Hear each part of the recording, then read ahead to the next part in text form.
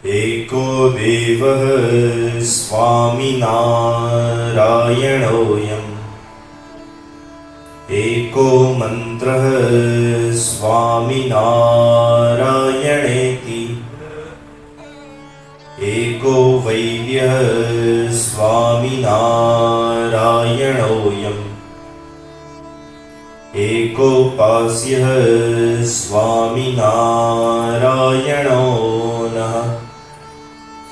कृपा करो मुझ ऊपरे सुखनिधि सहजानंद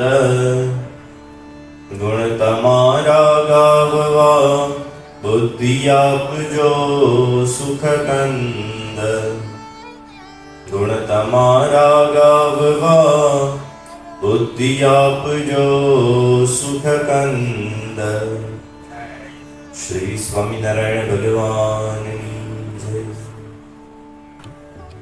श्री સહજાનંદ સ્વામી ઉદ્ધવ સંપ્રદાયના ગાદી સ્થાને આવ્યા છે અને સર્વપ્રથમ ધોરાજીની અંદરથી પોતે વિચરણ શરૂ કર્યું છે। ધોરાજીથી શ્રીજી મહારાજ વિવિધ સ્થાનોની અંદર વિચરણ કરતા કરતા માંગરોળ ગામની અંદર આવી પહોંચ્યા છે। આ માંગરોળ એ જ સ્થાન છે જે સ્થાનમાં શ્રીજી મહારાજ ઘણા બધા મુમુક્ષુઓને પોતાનો આશ્રય કરાવવા માટે એક અલૌકિક પ્રકારનું દિવ્ય ચરિત્ર અહીંયા દેખાડે છે। આ ચરિત્ર એવું છે કે જેના દર્શન કરતાની સાથે જ મુમુક્ષુઓ તો શ્રીજી મહારાજ તરફ આકર્ષાય છે, સાથે સાથે ઘણા બધા જનો, ઘણા બધા ઇતર મનુષ્યો એ બધા પણ શ્રીજી મહારાજ તરફ આકર્ષાઈ એમનો આશ્રય ગ્રહણ કરે છે। એટલું જ નહીં, ઘણા બધા સંતો, મહાત્માઓ, વૈરાગી પુરુષો, ધાર્મિક હોય એવા તો ખરા જ, અને વિધર્મીઓ પણ શ્રીજી મહારાજ તરફ આકર્ષાય છે।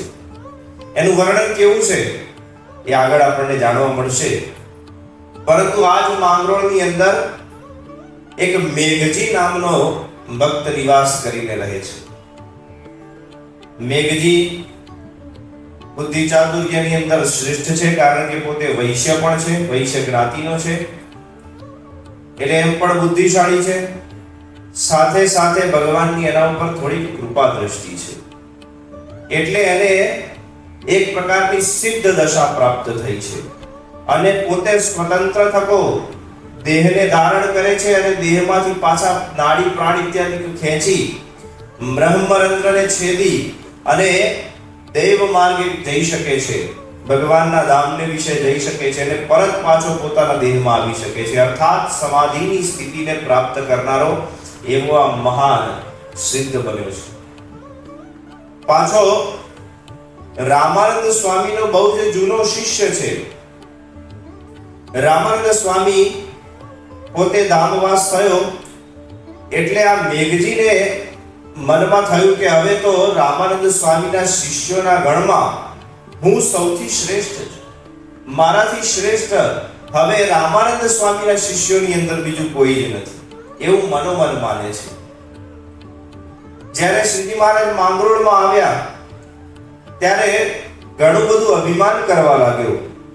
આ મેઘજી અભિમાન કરતા કરતા જે મુક્તાનંદ આદિક સાધુ એમની અવગણના કરવા લાગ્યો, એમની અવહેલના કરવા લાગ્યો, એમને જેમ તેમ વચનો ઉચ્ચારવા લાગ્યો। એટલું જ નહીં, એ તો શ્રીજી મહારાજને પણ આવી રીતે વિવિધ વચનોથી ઉચ્ચારવા લાગ્યો કે તમે બધા મારી સ્તુતિ કરો, તમે બધા મને પૂજો, હું જેમ કહું એ પ્રકારે તમે બધા કરો, આવા વચનો ઉચ્ચારવા લાગ્યો। જો અહીંયા એનું કારણ શું છે ખબર છે? કારણ કે મેઘજી એ અભિમાનને વશ થયો છે। માન છે, મહંત સ્વામી મહારાજ કહે છે કે માન સુપ્રિન્ટેન્ડન્ટ પ્રકૃતિ છે, એ ના હોય તો બીજું કશું ના આવે ને એ હોય તો બીજું બધું આવે। અવગુણની વાત છે, અવગુણ। માન નામનો અવગુણ જે મનુષ્યની અંદર હોય તેની અંદર બીજા અવગુણો બધા આપમેળે આવી જાય, એને લાવવાની કોઈ જરૂર જ ના પડે. આ મેઘજીની અંદર એવું થાય છે, એને ભાન નથી કે આ સામે કોણ છે, એને કેવી રીતે બોલાય ન બોલાય એવું કશું ભૂલી ગયો છે. માનને વશ થઈ. અને માન ક્યાંથી આવે ખબર છે? કઈક શ્રેષ્ઠતા પ્રાપ્ત થાય એટલે માન આવે. કઈક પ્રકારની શ્રેષ્ઠતા પ્રાપ્ત થાય. અત્યારે આધ્યાત્મિક દ્રષ્ટિએ આ મેઘજીને શ્રેષ્ઠતા પ્રાપ્ત થઈ છે એટલે માનની અંદર એવો રંગાયો છે કે બધું ભાન ભૂલી ગયો છે.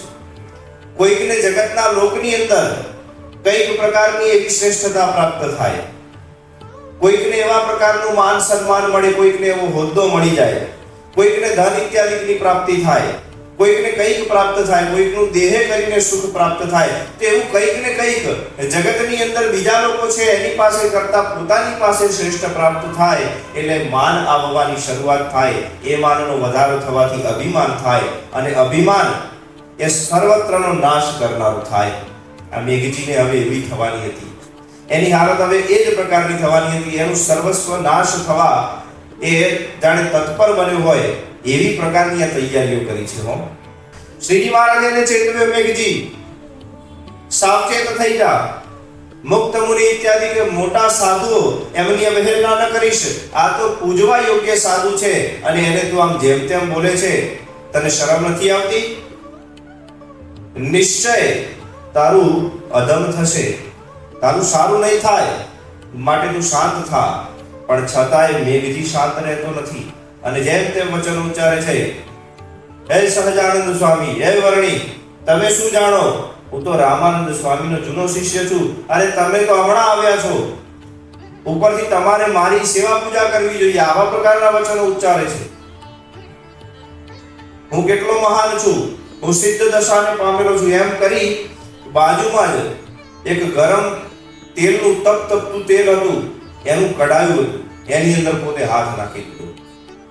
હાથ ઘણો દાજ્યો પણ છતાંય એને શરીરની અંદર કોઈ પણ પ્રકારની ખેદની ભાવના જ ન થઈ, કોઈ પણ પ્રકારે ડગ્યો જ નહીં.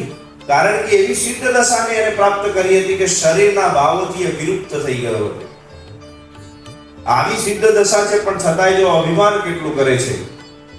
પછી કહે છે કે તમને બધા શ્રી હરિ કહે છે, પરંતુ એ સહજાનંદ સ્વામી સર્વશ્રેષ્ઠ તો હું છું. આજથી ચોથા દિવસે તમે યાદ રાખજો, હું દેહની અંદરથી શરીરની અંદરથી મારા પ્રાણનો ત્યાગ કરીશ અને ભગવાનના ધામને જઈશ અને પાછો પરત મારા શરીરમાં આવીશ. આવું કૌતુક કરીશ. તમારે જોવું હોય તો આવી જજો. હવે અહીંયા બહુ મોટી ભૂલ કરી બેસે છે. શ્રીજી મહારાજે કહ્યું કે મેઘજી, તું ચોથા દિવસે ભલે ત્યાગ કર, પ્રાણનો ત્યાગ કર, અમે ચોક્કસ આવીશું, જોઈશું. પરંતુ જો પ્રાણનો ત્યાગ કરી અને જઈ અને પરત પાછો શરીરમાં આવીશ તો અમે બધા તારા શિષ્ય પણ સ્વીકારીશું. પરંતુ જો તું આવું ન કરી શક્યો તો તારે અમારું શિષ્ય બનવું. હવે મેઘજી તો અભિમાની, એને તો નિત્ય પ્રત્યે આ પ્રકારની સાધના કરતો, એને આ માટે આ કઈ એવું કહેવાય કે કઈ અઘરું ન હતું. આમ દરરોજ કરતો એ એવી ક્રિયા હતી આ તો એના માટે.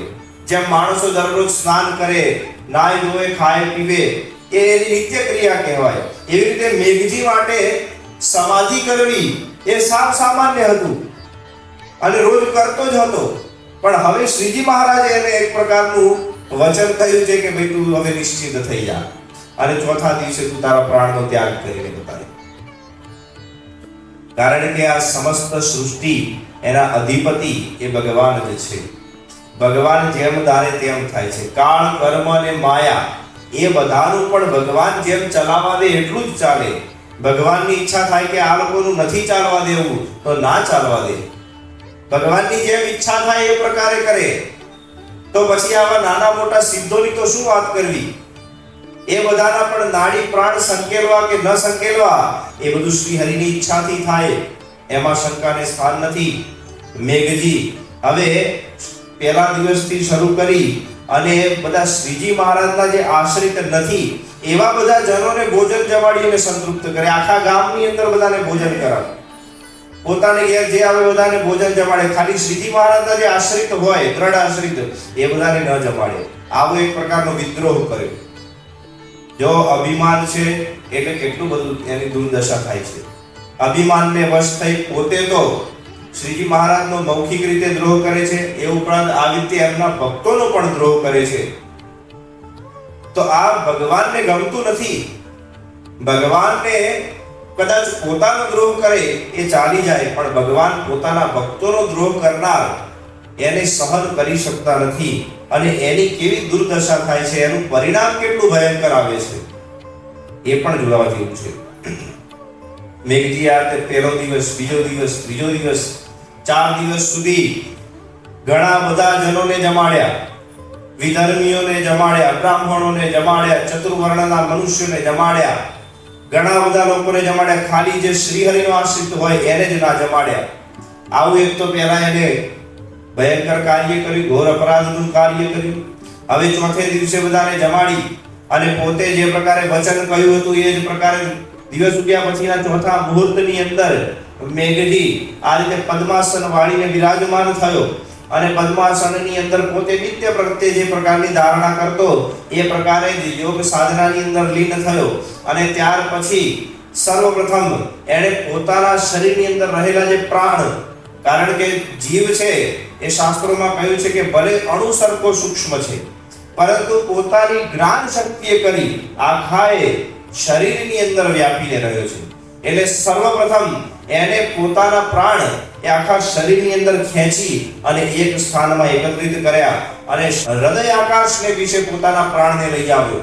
હવે અહીંથી જે સમાધિની પ્રક્રિયા છે એમાં કેવું થવું જોઈએ કે હૃદયથી ઉપર જતા જતા ગળાના ભાગે, મસ્તિષ્કના ભાગે અને છેક શિખાના ભાગે જે બ્રહ્મરંધ્ર છે ત્યાંથી ભેદન કરી અને પ્રાણ બહાર નીકળી જવા જોઈએ. આ પ્રકારની સમાધિની એક આદર્શ પ્રણાલી છે અને એવી પદ્ધતિ છે. પરંતુ મેઘજી સાથે કેવી દુર્દશાની પરિસ્થિતિ થાય છે.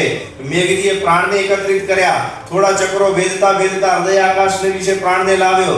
હવે ત્યાંથી બહાર લઈ જવાનો પ્રયત્ન કરે છે, પણ પ્રાણ ત્યાંથી ઉપર પણ જતા નથી અને નીચે પણ આવતા નથી. હવે કેવો આ ફસાયો જો મેઘજીની દુર્દશા કેવી થાય છે.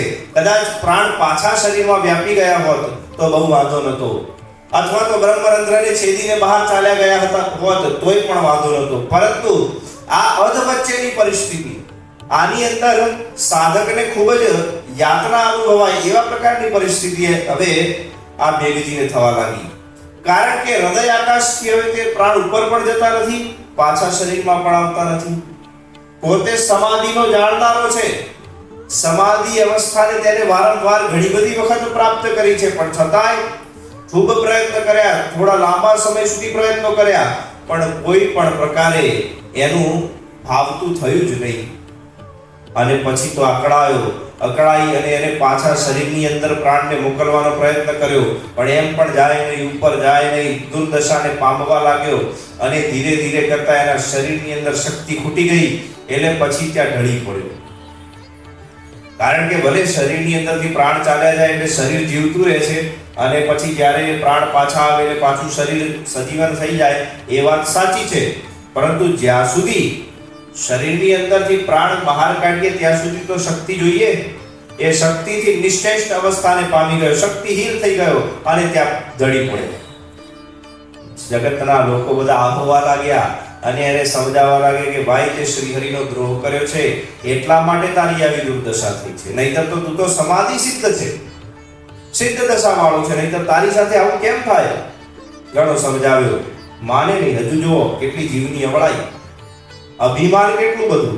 હવે કારણ કે શરીર બહુ હલતું નથી, અંદર પ્રાણ છે, એને બધું સંભળાય છે, દેખાય છે, બધી વાત સાચી, પરંતુ નિશ્ચેષ્ટ છે. એક કશું બોલી શકતો નથી, ચાલી શકતો નથી, એવી દશા. અને એક સ્થાનની અંદર પડ્યો રહ્યો છે. 1 દિવસ, 2 દિવસ, 3 દિવસ, 4 દિવસ ને 5મા દિવસે એને ભાન થયું કે આપણે ભગવાનનો દ્રોહ કર્યો છે, એના શરણે જવાથી જ આપણું ગુરુ થશે. એવું એને 5મા દિવસે ભાન થયું અને 5મે દિવસે મનોમન શ્રી હરિનું સ્મરણ કર્યું, મનોમન શ્રીજી મહારાજનું શરણ કર્યું અને પ્રભુને પ્રાર્થના કરી કે ભગવાન મને માફ કરજો, ક્ષમા કરજો, મેં તમારો દ્રોહ કર્યો છે, તમારા ભક્તોનો દ્રોહ કર્યો છે, પરંતુ મને ક્ષમા કરજો. આવું જ્યારે વચન એ મનોમન ઉચ્ચારે છે એટલે એની દશા હવે સારી થવા લાગી. શરીરની અંદર પ્રાણ પાછા પુરાવવા લાગ્યા અને ધીરે ધીરે કરતા શરીરની અંદર તે મેઘજી સ્વસ્થ થયો. સ્વસ્થ થઈ અને ઊભો થયો અને પોતાની પાસે રહેલા બધા હરિભક્તોને કહેવા લાગ્યો કે મારે ભગવાનના શરણે જવું છે. આવું જે ઉચ્ચારે છે એટલી વારમાં તો શ્રીજી મહારાજ જે સ્થાનમાં વિરાજમાન હતા ત્યાંથી નીકળી તરત મેઘજીના ઘરે આવી જાય છે અને આવી અને મેઘજીને કહે છે કે મેઘજી, કેવું થયું, શું થયું, પ્રાણ નીકળ્યા કે ન નીકળ્યા? અરે પ્રભુ, માફ કરો, ક્ષમા કરો, તમારો આશ્રિત બનું છું, તમારું શરણું સ્વીકારું છું. આજથી તમે મારા મા બાપ છો, તમે જ મારા ભગવાન છો. તમે જે પ્રમાણે કહેશો એ પ્રમાણે હું કરીશ. ત્યારે શ્રીજી મહારાજે તેને આજ્ઞા કરી કે અત્યારે શરીરની અંદર પ્રાણ રાખવા, સિદ્ધ દશાનું સિદ્ધાઈનું અભિમાન કરવું નહીં અને માત્ર પ્રભુનું સ્મરણ કરતા કરતા ભગવદ કથા વાર્તા કરવી અને અહીંયા રહેલા બધા મુમુક્ષુજનો એમને ભગવદ કથા વાર્તાનું શ્રવણ કરાવવું, આવી અમારી તને આજ્ઞા છે. એમ શ્રીજી મહારાજે આજ્ઞા કરી. ત્યારબાદ મેઘજી સ્વસ્થ થઈ અને પોતાનું જીવન જીવવા લાગ્યા. મૂળ કારણ, મૂળ વાત કે ભગવાનનો દ્રોહ, ભગવાનના ભક્તોનો દ્રોહ કરનારનું રૂડું થતું નથી. અભિમાન કરનાર મનુષ્ય છે એનું પણ રૂડું થતું નથી. એવું આ દ્રષ્ટાંત ઉપરથી આપણને જોવા મળે છે. તો મૂળ શ્રીજી મહારાજ માંગરોળ પ્રત્યે રહ્યા છે. નાની મોટી આવી દિવ્ય લીલાઓ દ્વારા પોતાના હરિભક્તોને આનંદ ઉપજાવી રહ્યા છે. એમ કરતા કરતા થોડો સમય વીતવા લાગ્યો છે. હવે શ્રીજી મહારાજે જ્યારે આ પ્રકારની ચરિત્ર દેખાડ્યું ત્યારે ઘણા બધા લોકો તેમના તરફ આકર્ષાયા. ગામના લોકો બધા શ્રીજી મહારાજના શરણે થયા. એક વખતે જૈન શ્રાવકો, જૈન ધર્મને પાળનારા અનુયાયીઓ એ બધા અહીંયા માંગરોળની અંદર આવ્યા હોય છે.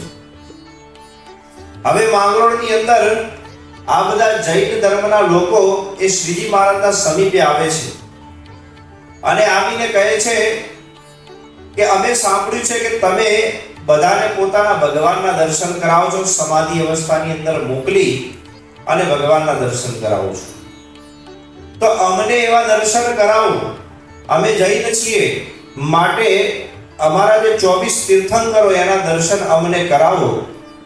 એ પ્રકારનું જ્યારે વચન એ બધા જૈન શ્રાવકો ઉચ્ચારે છે એટલે શ્રીજી મહારાજ આ જૈનોને કહે છે કે સારું, ત્યારે મારી સામે બેસી જાઓ. સામે બેસાડ્યા અને એમના સમક્ષ ખાલી દ્રષ્ટિ કરી અને પેલા બધાએ જેવી આંખ મીચી એવા તરત જ પોતાના શરીર ત્યાં પડી ગયા અને તરત એ બધા સમાધિની અવસ્થાને પામ્યા. સમાધિ અવસ્થામાં ભગવાનની જ ઈચ્છાથી, શ્રીજી મહારાજની જ ઈચ્છાથી એમને 24 તીર્થંકરોના દર્શન થયા. અતિશય આહલાદિત થયા.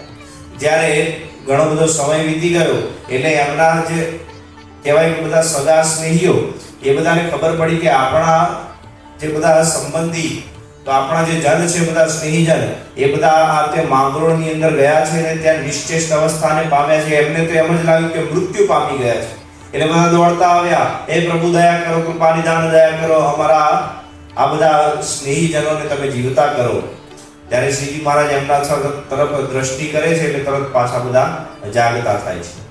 જાગીને બધા ખૂબ પ્રસન્ન થયા. શ્રીજી મહારાજનું શરણું સ્વીકાર્યું અને પોતાની પાસે આવેલા સ્નેહીજનો એમને બધાને વાત કરી કે આ તો સાક્ષાત પૂર્ણ પુરુષોત્તમ નારાયણ ભગવાન છે, આમનું શરણું આપણે સ્વીકારવું જોઈએ. કેમ? કારણ કે સમાધિની અવસ્થામાં 24 તીર્થંકરોના દર્શન અમને કરાવ્યા. વિચાર તો કરો.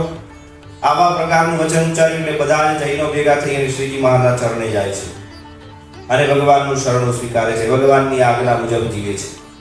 આવી વાત ધીરે ધીરે આખા ગામની અંદર, આખા પંથકની અંદર ફેલાઈ ગઈ. એટલે ગામો ગામથી વિવિધ જ્ઞાતિના મનુષ્ય અહીંયા આવવા લાગ્યા. અહીંયા આવે, શ્રીજી મહારાજની સન્મુખ બેસે, શ્રીજી મહારાજ એમના સન્મુખ દ્રષ્ટિ કરે એટલે તરત એ બધાને સમાધિની સ્થિતિ પ્રાપ્ત થાય. પોતાના જે ઈષ્ટદેવ હોય એના દર્શન થાય. એવું નહીં કે શ્રીજી મહારાજના દર્શન થાય. કોઈ રામનો ઉપાસી હોય તો એને રામના દર્શન થાય, કોઈ શ્રી કૃષ્ણનો ઉપાસી હોય તો એને શ્રી કૃષ્ણના દર્શન થાય. શંકર ભગવાનના ભક્તોને ભગવાન ભોલાનાથના દર્શન થાય. શક્તિના ઉપાસકને દેવીઓની આરાધના કરતા હોય તો પોતાની જે ઈષ્ટ દેવી એના દર્શન થાય. તો આવા પ્રકારે શ્રીજી મહારાજે હવે ધીરે ધીરે સમાધિ પ્રકરણ ઉપાડ્યું છે.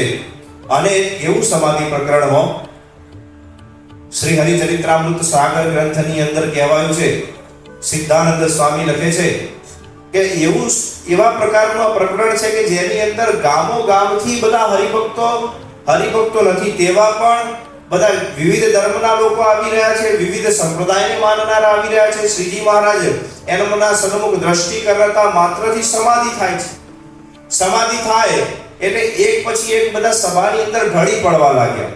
જ્યારે થોડા માણસો હતા ત્યાં સુધી બરાબર હતું, પણ જ્યારે વધારે માણસો થવા માંડે એટલે સમાધિમાં બેસીને સાંભળનારા જનો કરતા ઢગલો થવા માંડ્યો માણસોનો. ત્યાં એવી પરિસ્થિતિ થઈ એટલે શ્રીજી મહારાજે પોતાના પાર્ષદો અને બધા પોતાની સાથે જે હતા એમને કહ્યું કે ભાઈ આમને બધાને ઉપાડી સાઈડમાં મૂકી દો, બાજુમાં મૂકી દો અમને.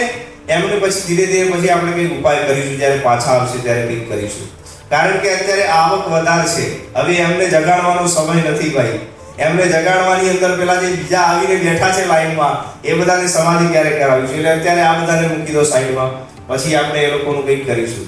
એમ કરી એ બધાના જે શબવત શરીર થયા છે, શબવત છે, શબ નથી થયા, શબવત શરીર થયા છે, એ બધાને ઉંચકીને બાજુમાં મૂક્યા છે.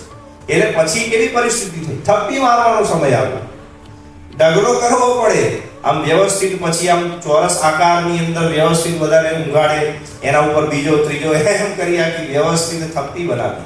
એવી બીજી ત્રીજી ચોથી એમ ઘણા બધા જન સમુદાય એમની થપ્પીઓ ત્યાં બનવા લાગી અને આવું લાંબા સમય સુધી ચાલ્યું.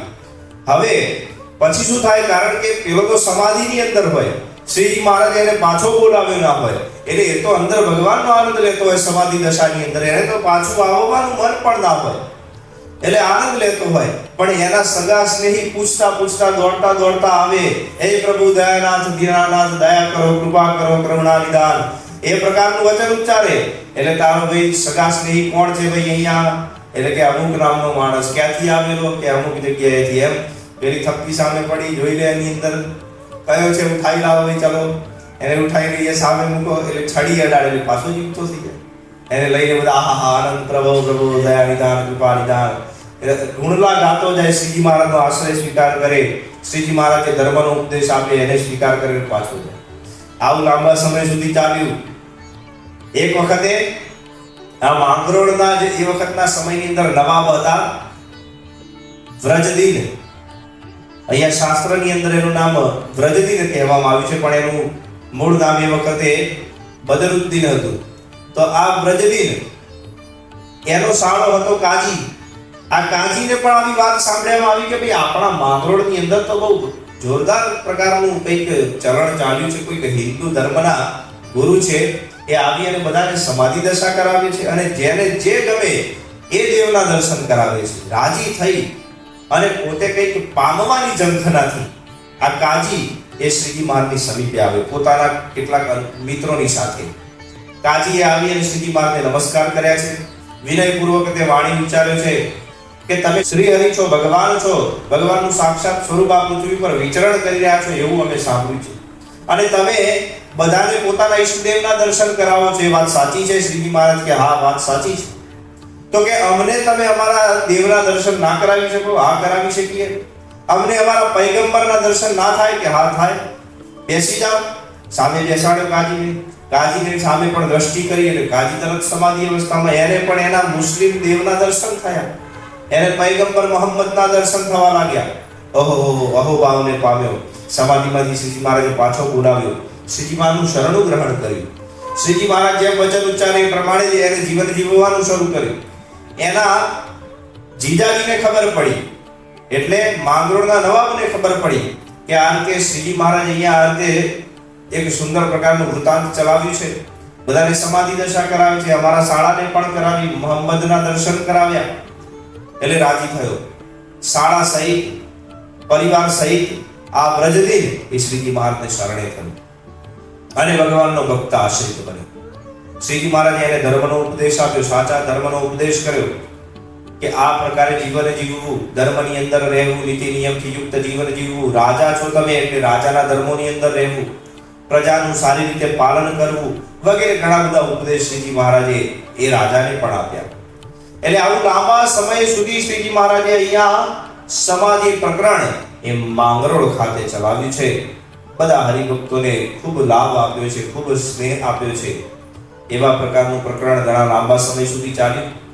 પછી શ્રીજી મહારાજે વિચાર કર્યો કે હવે આપણે અહીંયાથી આગળ સ્થાનની અંદર વિચરણ કરવા માટે જવું જોઈએ. ઘણો સમય અહીંયા માંગરોળમાં થયો એટલે વ્રજદીન અને બધા ઘણા બધા હરિભક્તોએ ભેગા થઈ શ્રીજી મહારાજે કહ્યું કે પ્રભુ દયા કરો, કૃપા કરો, અહીંયા જ રોકાઈ જાઓ એવી એક પ્રકારની વિનંતી કરી. એટલે શ્રીજી મહારાજ એ ભક્તોના વશ થઈ ચાતુર્માસ પર્યંત એ ત્યાં જ માંગરોળમાં નિવાસ કર્યો. ચાતુર્માસની અંદર જન્માષ્ટમીનો જે મહા મોટો સમયો એ પણ શ્રીજી મહારાજે અહીંયા માંગરોળમાં રહીને કર્યો. જન્માષ્ટમીના ઉત્સવના દિવસે એની રાત્રિને વિશે જ્યારે 12 વાગે શ્રી કૃષ્ણ ભગવાનનો જન્મ અને પૂજન કરવાનું હોય એ વખતે શ્રીજી મહારાજે જે પોતામાં શ્રદ્ધા રાખતા હતા એ બધાને ભગવાન સ્વરૂપે દર્શન આપ્યા. અને જે બધાને શ્રીજી મહારાજની અંદર શ્રી કૃષ્ણપણાની પ્રતીતિ હતી એ બધાને શ્રી કૃષ્ણ સ્વરૂપે દર્શન એ શ્રીજી મહારાજે ત્યાં રાત્રે આપ્યા છે. બધા ખૂબ પ્રસન્ન થયા છે, રાજી થઈ ગયા છે. અને ત્યાર પછી બીજા દિવસે પારણાના દિવસે શ્રીજી મહારાજે બધા હરિભક્તોની સભા ભેગી કરી છે અને બધાને ધર્મનો, સાચા ધર્મનો ઉપદેશ કર્યો છે. આમ કરી અને શ્રીજી મહારાજ માંગરોળ ખાતે નિવાસ કરી રહ્યા છે. ચાતુર્માસ હવે સંપૂર્ણ થવા આવ્યો છે. ઘણી બધી લીલાઓ પોતે અહીંયા માંગરોળમાં રહી અને કરી છે. હવે અહીંથી આગળ શ્રીજી મહારાજ બધાને ધર્મનો ઉપદેશ આપી આગળ વિચરણ કરવા માટે જાય છે. આગળ વિચરણની અંદર કાલવાણી ગામની અંદર ગયા. કાલવાણી ગામથી પણ આગળ પીપળાણા અને આખાની અંદર શ્રીજી મહારાજે એક અતિશય દિવ્ય આશ્ચર્યકારી એવા પ્રકારનું ચરિત્ર બતાવ્યું. એના દર્શન આપણને થશે કથાના આવતા સત્રની અંદર. ત્યાં સુધી સર્વને જય સ્વામિનારાયણ. સ્વામિનારાયણ નારાયણ નારાયણ,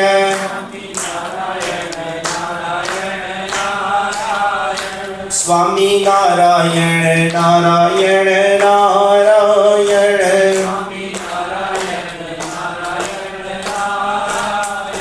સ્વામિનારાયણ સ્વામિનારાયણ,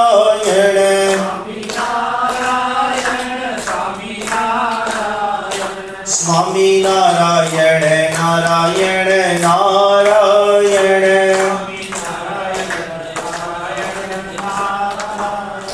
સહજાનંદ સ્વામી મહારાજની જય.